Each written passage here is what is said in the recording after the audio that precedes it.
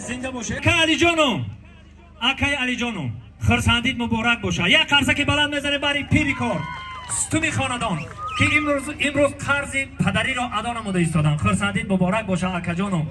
البته همین به یک بار دیدم دوست میگم، به دو بار دیدن خیش و تبار ما اکای نان نمخر که هستم قطعی اکای عزیزم. خرسندید مبارک باشه.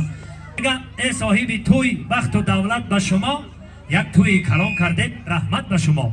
یک توی کلام کردید با هم دیدیم، اول سخن از شما و آخر بر ما. البته سخن تبریکی را به شما میدیم.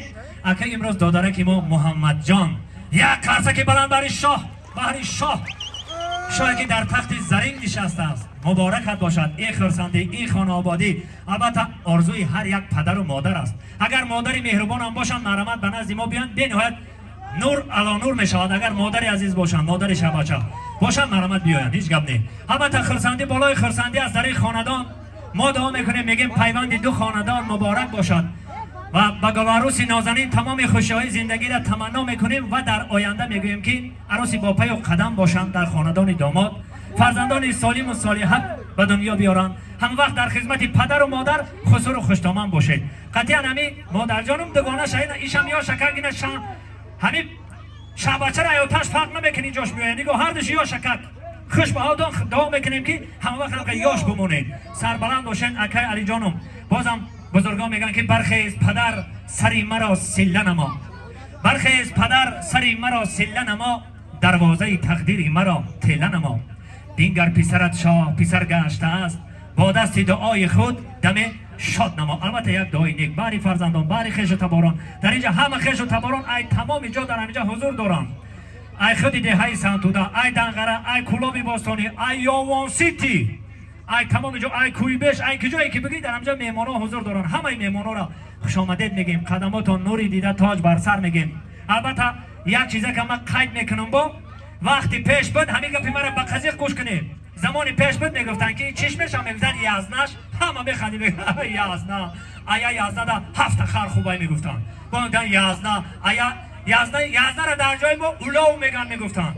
ای باور کنید با چی میگن؟ آیا یازنه دا هفت نمیز خوبای. همین خوجندی ها 50 سال اخمون پیش میگفتن، ما باور نمیکنیم. میگفتیم چه خیلی 50 سال اخم خوجندی قجا 50 سال اخمون پیش بدای.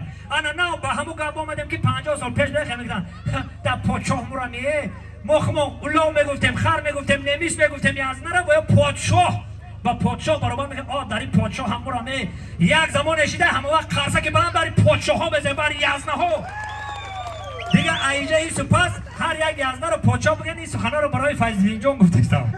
فیض‌الدین جان که یازنه این خاندان این دوست عزیز من باور کنید در چی میگن در همین داماد شما در همین فیض‌الدین خطا کردگی نیستن. هم همسایه مای، هم جورا مای، هم همسایه مای میگن که ای خیش دور دا همسایه قریب خوبای، همسایه بنیهایت بنمک. سر بلند باشی با دعوت فیض‌الدین جان ما اینجا قدم مبارک خودمون گذاشتیم. اکای علی جان تکرار به تکرار در این روز خرسندیش مبارک باد میگم. دو مای این ایسان تو دو میمونم خوش آمدن، خوش کلپسز ساکسان توکوز سویت موزیکا. همین ساکسان توکوز گفتم سویت موزیکا کدام بگیریم. ایشان تا ساعتی چیلی شما رقص و بازی میکنیم، خوشی و خرسندی میکنیم. ای جاش فقط ای ششم هفتم سکوری ساعت خرسندی همه ما و شمای مردم گرنگوپو همین فقط رقص و بازی میکنیم، خوشی و خرسندی میکنیم. دست اول همین یا پدری شای یا مادری شای میگن سخن از دهان لقمان خوشه. یک بار میمونا رو خوش آمدید میگیم، انا ما با بزم کشاده گفتن اعلان میکنیم. مرحمت خوش آمدید همه تا نوری دیده توی سر دوان همه که میکنم مقصد برسان. الله اکبر. رحمت خوش آمدید همراه. ای زنده باشی مادر عزیز. البته مادران بی‌بها هستند، برای بزرگی مادران چقدر سخن بگوییم کم است. البته مادر جانا همه وقت باشند در بالای سری ما فرزندان سایبان باشند. بازم یک نقلک در یادم رسید، میگه از یک مادر پرسیدم گفتن کدام فرزندت را دوست می‌داری؟ مادر گفت همان فرزندم را دوست می‌دارم که در غریبی است. تا از غریبی گشته آمدن فرزند غریبم را دوست می‌دارم.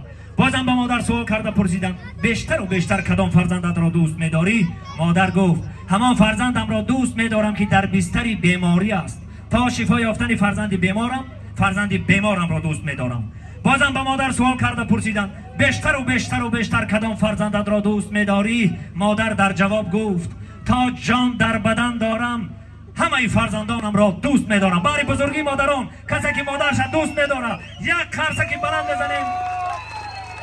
زنده باشه مادران عزیز، سربلند باشه. اکای علی جان، محمد جان دادرم، خرسندید مبارک باشه. فقط ما دعاگوی آنیم که در آینده در توی فرزندان شما انم خیش و تباران حق و همسایگان همه سرجم بیاییم و خوشی و خرسندی کنیم. تختی زرین از آن شماست.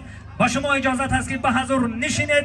ای طرف سر میکنیم. ای 100 تا کوز در اینجا هنرمندا سرجم آمدن برای ما و شما. ترانه‌های بزمانه، جزمانه، تویانه، عاشقانه و هندیانه میسرایند.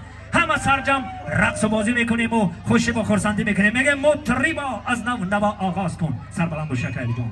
میگه مطربا از نو نوا